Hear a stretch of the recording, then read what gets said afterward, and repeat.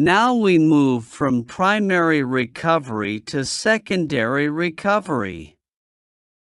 By this stage, the reservoir's natural energy is declining, and oil production begins to fall. To maintain productivity, engineers inject fluids such as water or gas into the formation. This helps support pressure and, in many cases, push oil toward the producers. In secondary recovery, water or gas is injected through dedicated injection wells. The main goals are to maintain reservoir pressure and improve displacement of oil. Unlike primary recovery, which relies mostly on what nature provides, secondary recovery is a deliberate engineering intervention. This stage is very important because it extends field life and increases total recovery. Many producing fields around the world rely heavily on secondary recovery to remain economically productive. Waterflooding is one of the most widely used secondary recovery methods. In waterflooding, water is injected into the reservoir to support pressure and also to physically displace oil toward production wells. This slide also asks a very good question. Is water flooding the same as water injection? In casual discussion, these terms are often used interchangeably, but there is an important difference. Water flooding is intended not only to maintain pressure, but also to form a displacement front that sweeps oil toward producers. Water injection, in a narrower sense, may refer primarily to pressure support without necessarily aiming to create an efficient oil bank. So the details of well placement, pattern design, and reservoir connectivity matter a lot. This is a very important slide because it reminds us that successful water flooding is not just about injecting water. Geology matters enormously. We need to understand the depositional environment, the quality of the reservoir rocks, the fault and structural framework, and the connectivity between injectors and producers. We also need to understand water-oil rock interactions because wettability, residual oil saturation, and relative permeability strongly affect water flood performance. So water flooding is not only an engineering problem, but also a geological and petrophysical problem. This is why a multidisciplinary team is essential.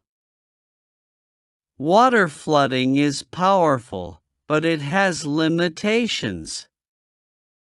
The injected water must be compatible with the connate water in the reservoir.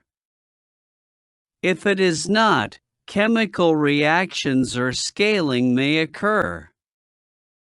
The injected water may also interact unfavorably with the rock, causing clay swelling, dissolution, fines migration, or even weakening of the rock framework. In addition, injection water must be treated properly to remove oxygen, bacteria, and undesirable chemicals.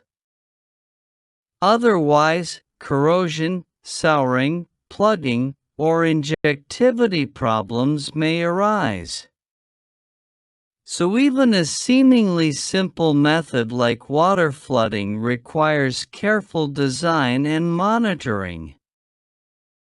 Another major secondary recovery approach is gas injection.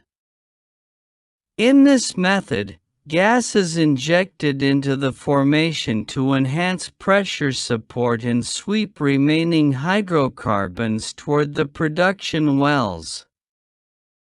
Gas injection wells are distributed strategically across the field depending on reservoir structure and development objectives. Gas injection can be attractive because gas is compressible, mobile, and in some cases available as produced gas from the same field. It is a widely used approach, particularly where water flooding is less suitable or where gas cycling and pressure maintenance are important. This slide explains the main physical mechanisms of gas injection. First, gas injection can partially or completely maintain reservoir pressure. Second, the gas can displace oil both laterally and vertically. Third, gas may vaporize lighter hydrocarbon components from the oil, which can change fluid properties and improve recovery. Fourth, the oil may swell if it was undersaturated, making it easier to move. So gas injection is not just about pushing fluids mechanically.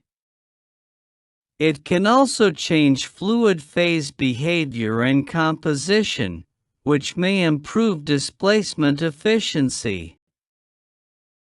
One of the first practical questions in a gas injection project is, where do we get enough gas?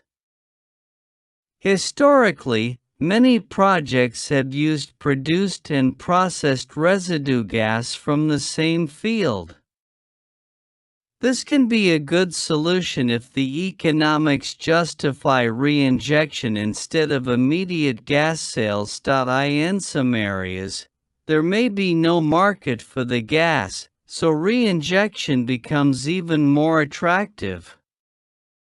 The engineering decision depends on availability, cost, infrastructure, and the value created by improved oil recovery.